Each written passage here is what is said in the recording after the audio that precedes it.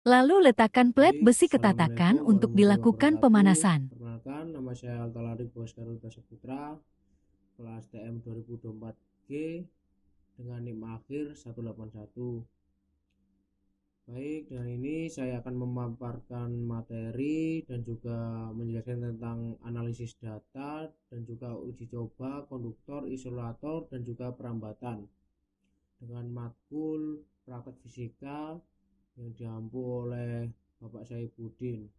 Baik, mungkin langsung saja untuk yang pertama yaitu proses pemindahan kalor. Merupakan salah satu proses fisika yang terjadi ketika terdapat perbedaan suhu antara dua sistem atau dua bagian dalam suatu sistem. Kalor akan selalu berpindah dari benda bersuhu lebih tinggi ke benda bersuhu lebih rendah.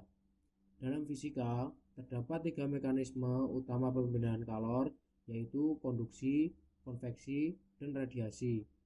Praktikum ini secara khusus berfokus pada konduksi kalor, yaitu perpindahan panas melalui bahan padat.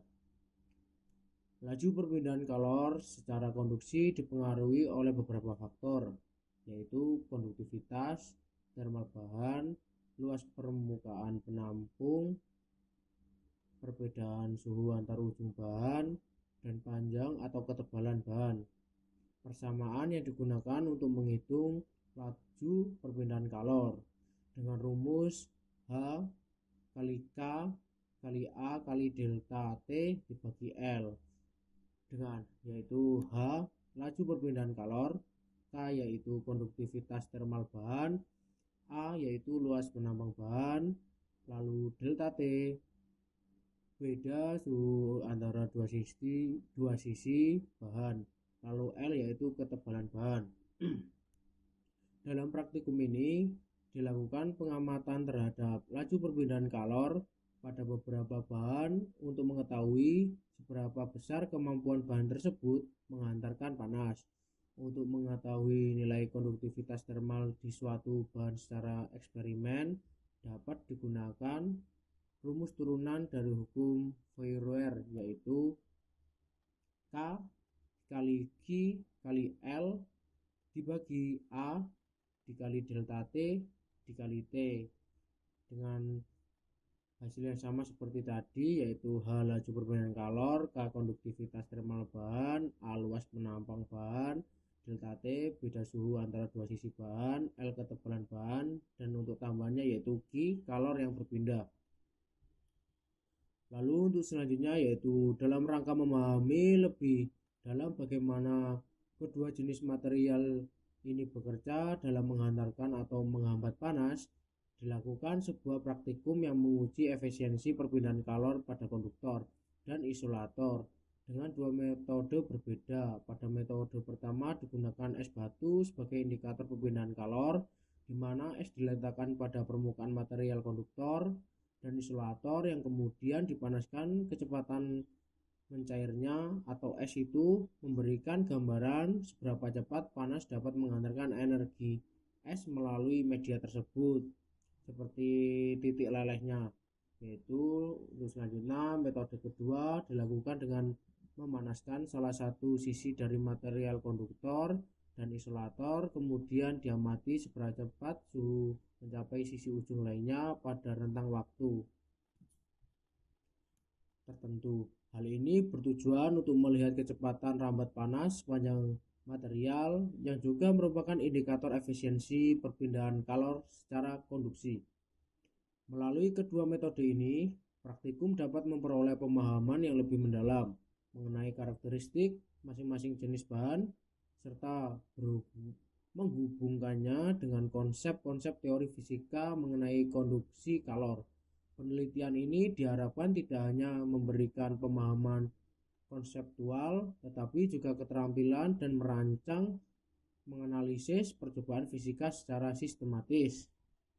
Lalu material yang digunakan dalam kehidupan dan teknologi sangat berperan penting dalam mendukung atau menghambat proses perpindahan kalor tersebut. Secara umum, material dikategorikan menjadi dua berdasarkan kemampuannya dalam menghantarkan kalor, yaitu konduktor dan isolator. Konduktor adalah bahan yang memiliki kemampuan yang sangat baik dalam menghantarkan kalor. Contohnya logam seperti aluminium, tembaga, dan besi. Sebaliknya isolator adalah bahan yang sulit menghantarkan kalor seperti kayu, plastik, styrofoam. Pemilihan material ini sangat krusial tergantung pada tujuan penggunanya. Misalnya panci memasak dibuat untuk bahan konduktor agar panas dapat menyebar merata, sedangkan pegangan panci dibuat dari isolator agar tidak panas saat disentuh.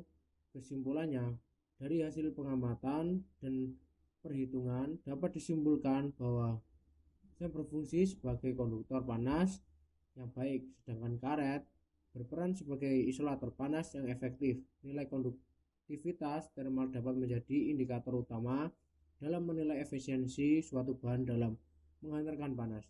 Meskipun hasil praktikum sudah menunjukkan kecenderungan yang sesuai dengan teori, namun akurasi hasil masih dapat ditingkatkan dengan memperbaiki alat dan kondisi percobaan. Pada praktikum perpindahan kalor ini ada banyak manfaat dan juga tujuan diantaranya. Manfaat dari dilakukan praktikum ini adalah untuk meningkatkan pemahaman mahasiswa terhadap konsep perpindahan kalor secara praktis.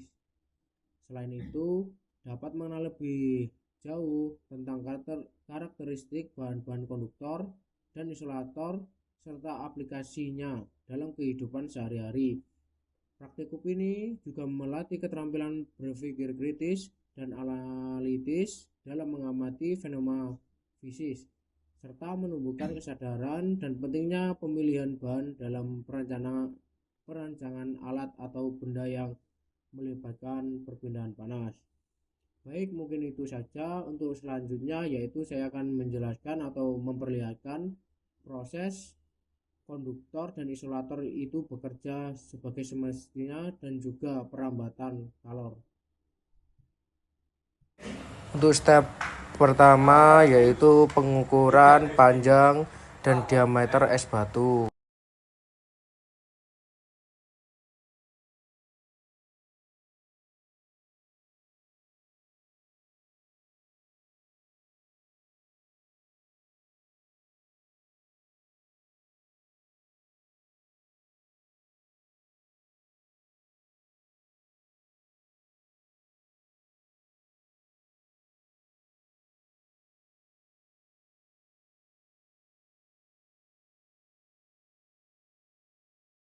Lalu yaitu pengukuran ketebalan plat besi. Setelah proses pengukuran plat besi, lalu plat besi diletakkan di atas tatakan untuk proses pembakaran dan di atasnya dikasih gelas beaker dengan diisi es batu yang sudah diukur tadi.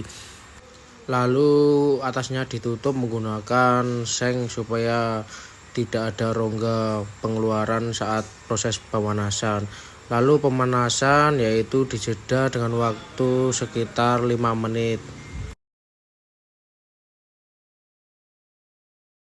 Baik, untuk selanjutnya yaitu pengukuran ketebalan plastik untuk bahan isolator. Setelah itu plastik diletakkan di atas tatakan, lalu di atasnya dikasih glass beaker, untuk dalamnya dikasih es batu yang sudah diukur tadi. Lalu